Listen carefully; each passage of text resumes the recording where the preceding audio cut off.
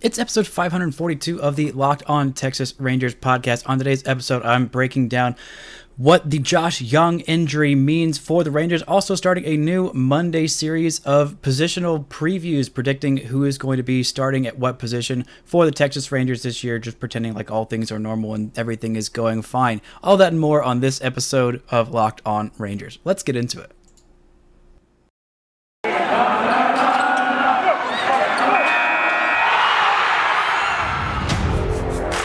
You are Locked On Rangers, your daily Texas Rangers podcast.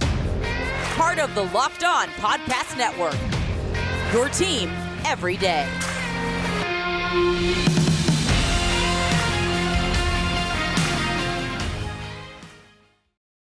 You are locked on to the Texas Rangers. I'm your host, Brice Paterik, here of the Locked On Podcast Network, covering the Texas Rangers since 2014 for the ups and downs and the comeback season that is hopefully to come in 2022. But first, this episode is brought to you by BetOnline. BetOnline is your number one spot for all sports betting season. They've got you covered this season with more props, odds, and lines than ever before. BetOnline, where the game starts.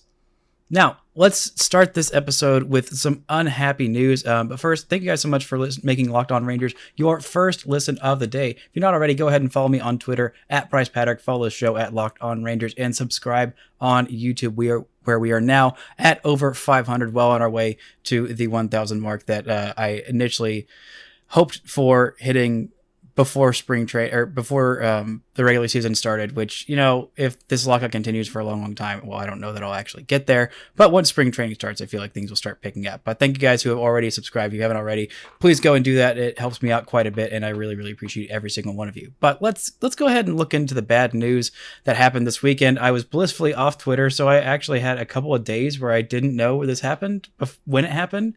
It was nice. It's nice being off of Twitter every once in a while. I would highly recommend it, especially when there's no sports going on. It's just like, it's much better for your mental health. Anyway, the bad news is Josh Jung is probably going to miss opening day. He might not, but depending on when it gets pushed back to. But anyway, he is hurt. He is probably out of the running for the opening day job. I think as things stand, he suffered a left labral strain while lifting weights in Arizona. He's going to seek a second opinion from another doctor before he gets surgery.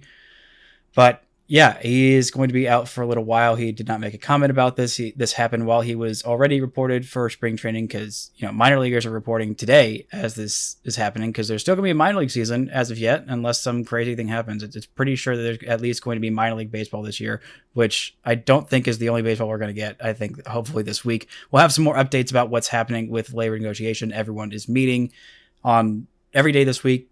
So maybe this will be the time where they get things hammered out.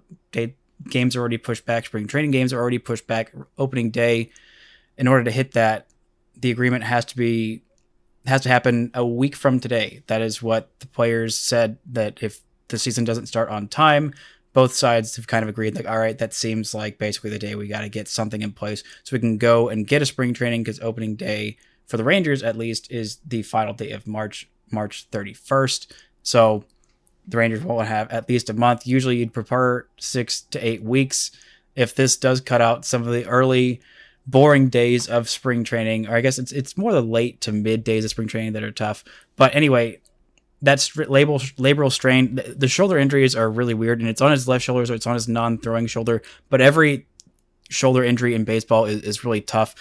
There was a guy, Derek Rhodes on Twitter, posted out this injury graphic about the average date of shoulder injuries and how long it takes for them to get back. He said the average outcome is 3.5 weeks. Seems like a reasonable timeline for Jung, but the Rangers have not provided a timeline. I think if he got surgery, that would definitely take his return time to after 3.5 weeks. Which at that point, this happened on last Friday, and so that would put him returning March 14th, which would give him 17 days of cushioning of spring training before opening day at the major league level, which I just don't know if that would be enough time for him to get ready to compress the entirety of his spring training into a 17-day period and be ready to start opening day and beat Isaiah Kiner-Falefa out of a job. So right now it's looking like it's IKF's job to lose unless the season gets pushed back, or it's revealed that this shoulder strain isn't nearly as bad as we initially feared.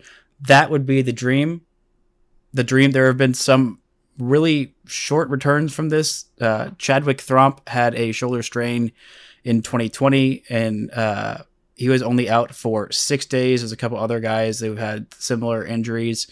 Juan Soto had a shoulder strain in this season on April 20th and was only out for 2 weeks. Tyrone Taylor had a shoulder strain that was out for 11 days. Luis Arias had a shoulder strain, was out 3 weeks.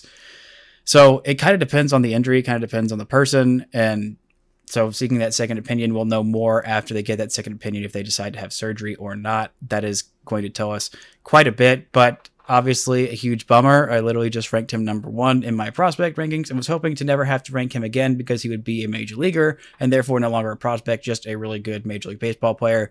But it's looking like the great season that he is probably going to have this year, hopefully going to have. Shoulder injuries are real scary. So hopefully it's nothing major. He can heal properly, doesn't have to have surgery, and can just rest and get better. This is also why I don't lift weights, because I don't want to miss my Major League debut. Just kidding. I don't lift weights because I have no reason to lift weights because I'm not making my Major League debut. But a speedy recovery. All the best to Josh Jung, hoping that this won't set him back too far because this is a huge season for him. He could prove a lot of things. I don't think that Isaiah Kiner-Falefa would necessarily be celebrating, but I mean, if he did a slight sigh of relief to himself, I would not blame him for that. So it's looking like IKF is going to be the opening day third baseman, again, assuming that the season starts on time. And if the season doesn't start on time, remember, the players have said, if we don't start our season on time, ownership, you are not getting an expanded playoff in this deal, which I think is a really big deal for them because it's obviously going to last for quite a few years, this expanded playoff, if they do get it. And the damage that can be done to a sport by not starting your season on time, especially a sport like baseball, where as much as I love the WNBA and the MLS, they're not quite as big as Major League Baseball, which should have a pretty big hold on the casual sports fan scene. I mean, also baseball has a bazillion and 2 games, and I believe the WNBA season is something like 30 to 40 games, and the MLS season is fewer than 81 home games that Major League Baseball has. So they are losing momentum. They are not in a great place as a sport. And this is a huge black eye for the sport. These owners who are wielding this power and refusing to actually give sincere offers or sincere counter proposals to Major League Baseball Players Association. So I think this is a big thing that the players are holding over their heads that will light their feet to the fire, force them to actually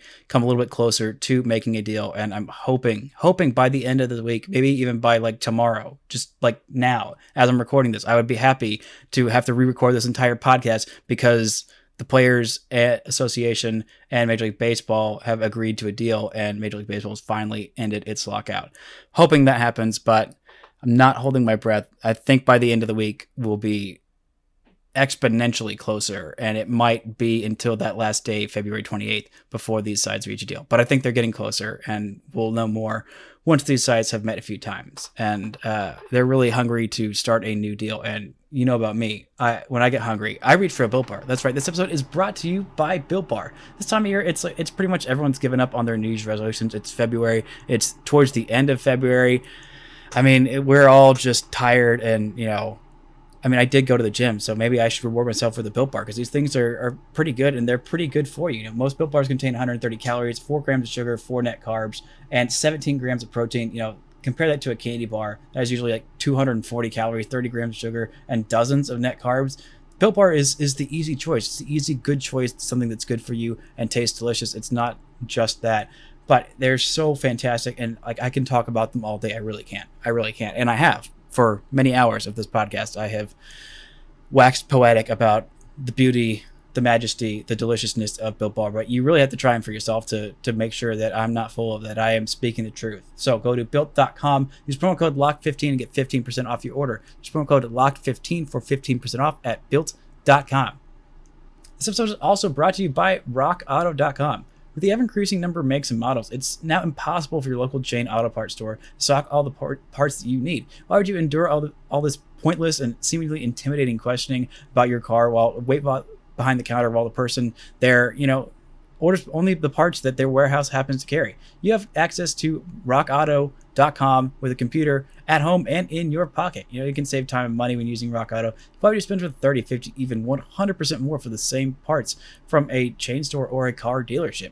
Rock Auto is a family business serving do-it-yourselfers for over 20 years, and they've got prices that are reliably low for every single customer. They've got everything you need. So go check out their easy-to-use website today. Find the solution to your auto part needs. Go to rockauto.com right now. See all the parts available for your car or truck. Right, locked on there. How'd you hear about us box? So they know we sent you. Amazing selection, reliably low prices, all the parts your car will ever need at rockauto.com. Now, let's take a look at this positional preview. I'm going to start with a position that people don't normally start with. That's right, I'm starting with the DH. Usually those come last or towards the end, but I'm starting with it because this is a position that I am very, very excited about what the Rangers are going to do this year. It's kind of wild that you look at their primary DH slot on Baseball Reference for the 2021 season, and it's a guy who played 21 games. It's Yoel Pozo, and he is not back with the team this year. He had a really great start to the season, but things did not end up going too great for him there, and it's looking like he is probably not going to start the season with the Rangers. I'm not entirely sure, but it's not looking likely at this point. The likely starter is Willie Calhoun. He is, again, stop me if you heard this before, which actually don't, because I need to keep going because I need to have the rest of this podcast. But this is a make or break season for Willie Calhoun. Last year was another rough year for him. He had another injury, suffered with some hamstring issues as well. And he also got hit by another pitch and broke a bone in his forearm, I believe his ulna, and missed a significant time in the 2021 season, just like he did the season before and the season before that. And he still has not played 100 games in a major league season. The closest he got was in 2019 when he played 83 games at an 848 OPS. By far his best year, had a 21 home run season in just 83 games. If he played the full 162, that's somewhere around almost 40 home run pace. This guy was fantastic there. That was by far the best season of his career. This year wasn't as great, but still was able to come back and play a little bit. 75 games this year, only 6 home runs. The power production really, sloughed off a little bit, but also set his career high with 3 triples. Kind of wild that he did that this year, but love to see it. He also had 10 doubles for that part. On base wasn't super great, a 310 clip, but better than his career 301 and a 691 OPS this season. He is one of the guys who I believe is going to be most helped by the new offensive coordinator / bench coach Donnie Ecker and new hitting coach Tim Hires. The guys on the bench that are going to be competing with him are Andy Ibanez and I believe Nick Solak. They might try Nick Solak in left field. At this point, that's kind of where he slots to be. He also might, split time with Cole Calhoun as a kind of platoon there because he is a right-handed hitter and can hit lefties pretty well, and Cole Calhoun is a left-handed hitter who could only really hit righties very well at this point. But Andy Ibanez is really going to be knocking on the door. This is finally the breakout year that I've been looking for from Andy Ibanez for quite a long time. Played a little bit better defense than I had really ever seen him play his major league debut.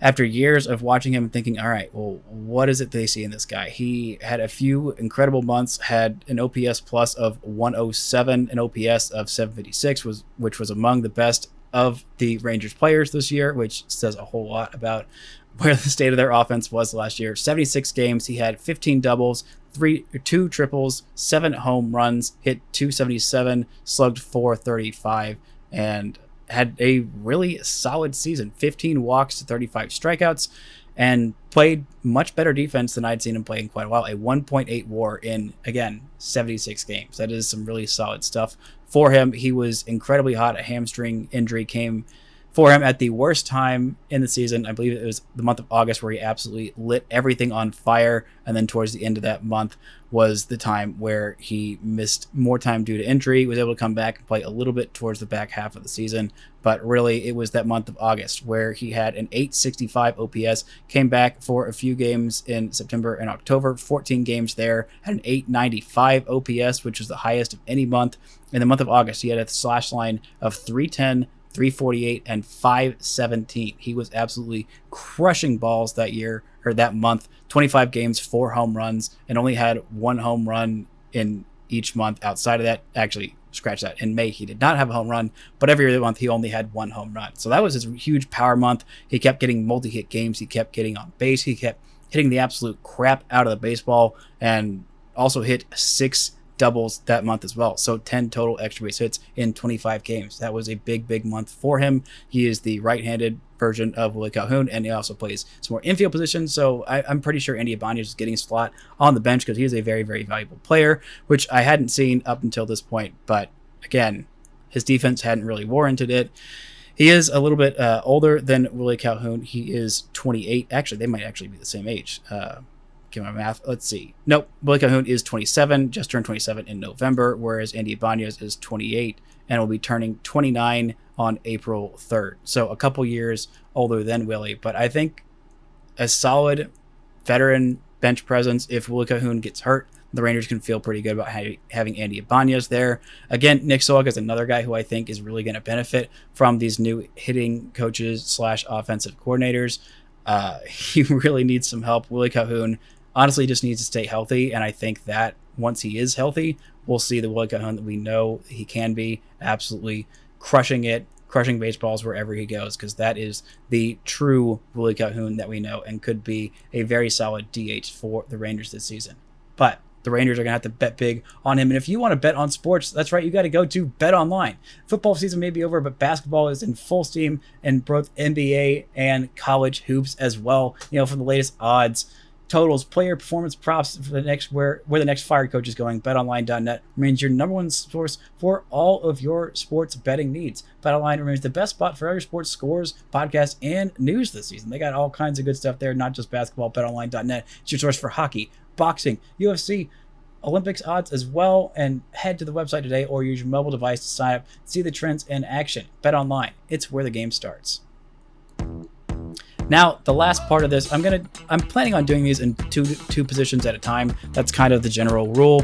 And I don't know, DH and catcher, and plus there was plenty of Josh Jung news to talk about today, so I felt like these were the best positional groups to start up with. Now, let's get into catcher, and the next episode of this series, I believe I'm going to do corner infielders, so that's going to be first base and third base. Then we'll see where it goes from there. Probably going to follow that with middle infield, but we'll see how these go. Anyway, let's look at the catcher. Who is going to be the starting catcher this year? Probably going to be Jose Trevino, but it also could be Jonah Heim. Jose Trevino played 89 games last year, whereas Jonah Heim played 82. Jonah Heim also played a decent bit of DH, which was surprising because he had an OPS of 598, whereas Jose Trevino had an OPS of 607. Jose Trevino has a little bit of the edge defensively, but both these guys did fairly well defensively. Jose Trevino, I believe, was a positive 0.3. Let me go double check this just to be sure. Positive 0.1 WAR in 89 games, which was not quite as good as last year, or I guess 2020, where he played in 24 games, was a positive 0.4 WAR. So offensively this year was not super great for him. The season before had a 715 OPS and looked much better. But this year, Jose Trevino in 89 games had a slash line of 239, 267, 340. I really thought this was going to be a year that he would step up offensively, because last year he had a 715 OPS. He hasn't shown a whole lot in the minors. He was a really good hitter in college, but again, he is such a good defensive catcher and has such a good rapport. He profiles an ideal situation when you're a good team. He profiles more as a backup, but a really steady backup is probably going to have a decade-long career, not decades long. Catching for 20 years is dang near impossible, especially when you start in the major leagues at the age of 25. I don't think he's going to be catching at 45. No offense to Jose, but that's a really tough thing to do.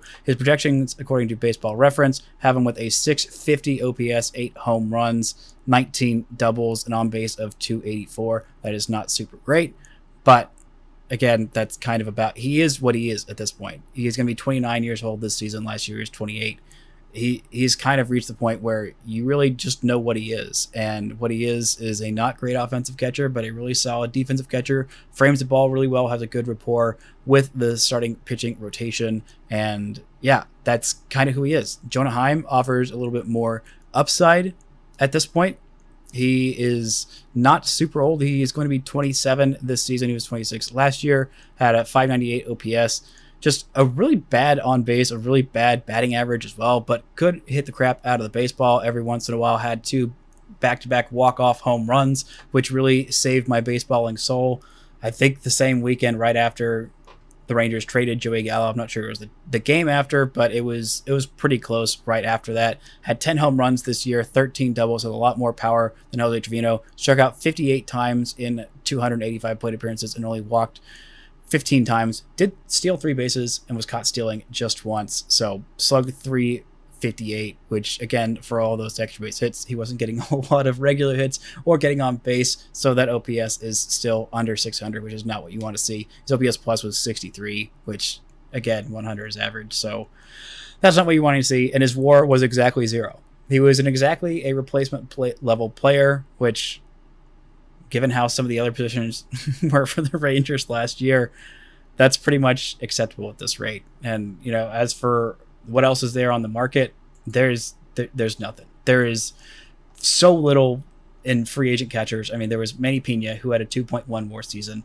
There was Yan Gomes, who had a 1.8 WAR season. Both those guys are off the board with 2-year deals. Pena signed with Atlanta, and Gomes signed with Chicago. Here's the remaining guys on the market who had a positive WAR. There's Luke Maile, Maile, not exactly sure how to pronounce that, who was 31, had a 0.3 WAR season. So a little bit better than what Jose Trevino did, not much. And then there's 37-year-old Stephen Vogt, who had a 0.1 positive WAR, who is 37.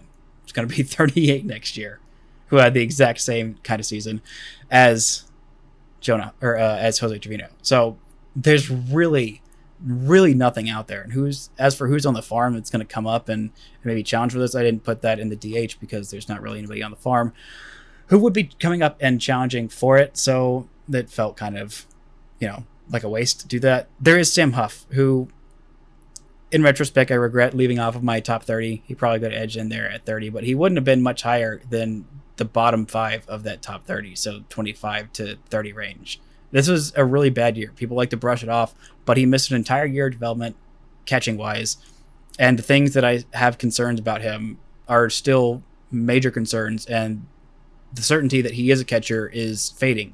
Before last year, I was very certain that he was going to be a catcher.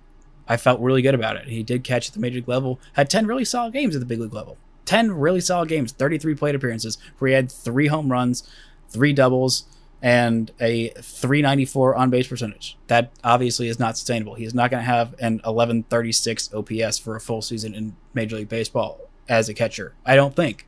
It's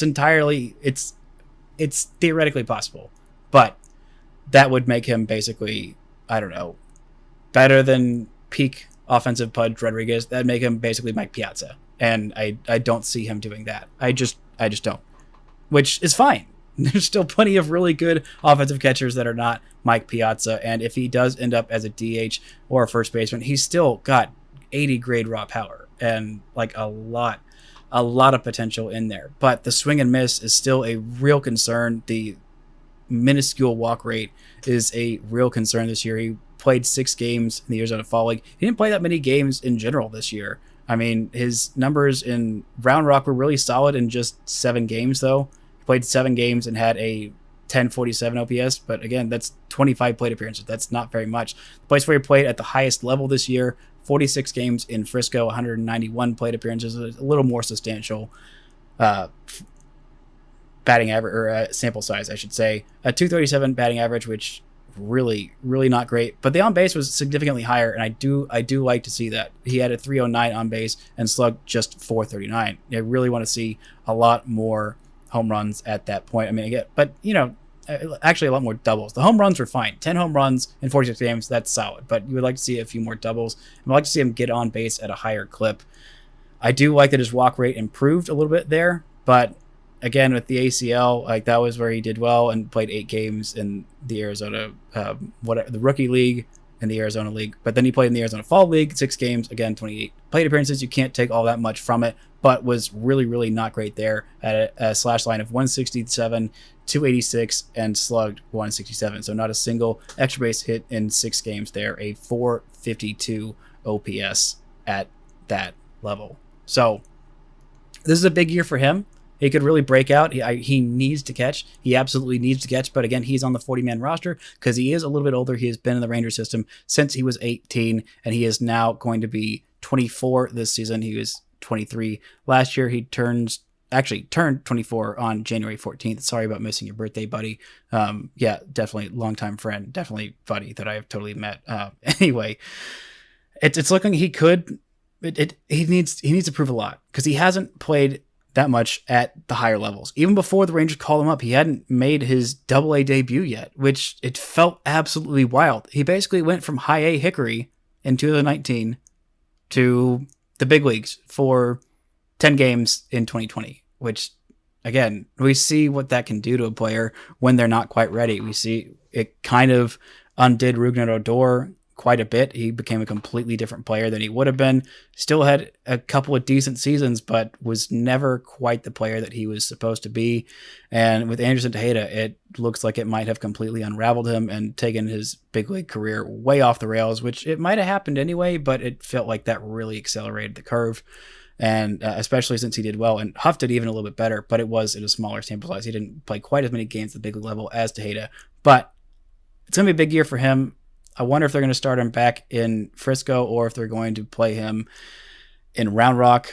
I think Round Rock is the move, and just wherever you can get him the most catching experience possible, because for him to get his maximum value, to be that top prospect, to get back into that conversation, he needs to be a catcher. He needs to have that value. Otherwise, all of his value is based on his offense, and if he can't get on base at a high rate, he still has that 80 grade power. But if you can't put an advanced approach with it, that is why there are some concerns with him. So if he can get back to catching, then it doesn't have to do a whole lot to beat out these other guys. As much as I love them, I think they're both great, Jonah Heim and Jose Trevino. Obviously, Jose has been a fan favorite, easy guy to root for, and is a native Texan, just absolute best of dudes.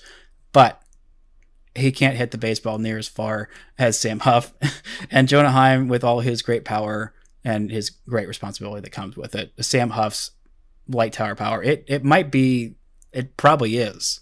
I feel pretty confident in saying that it is the loudest raw power of anybody in the system. But all the raw power in the world doesn't do you a lick of good if you can't actually hit the baseball or have some sort of idea what you're doing at the plate. And if he can do that, and he can also catch, because he's got the massive arm to be there behind the plate, then, hoo boy, look out, because this guy is going to be really good. But that's a lot of ifs, and he needs to do this, and what if this happens, that make me skeptical about him, and which is why I dropped him out of my top 30. So there's still a lot of potential there. It wasn't like completely horrendous, like he's died or something, or his left arm fell off or whatever. Like there's still potential there, but there's a lot more caveats and a lot more skepticism that come with it after what he did last season.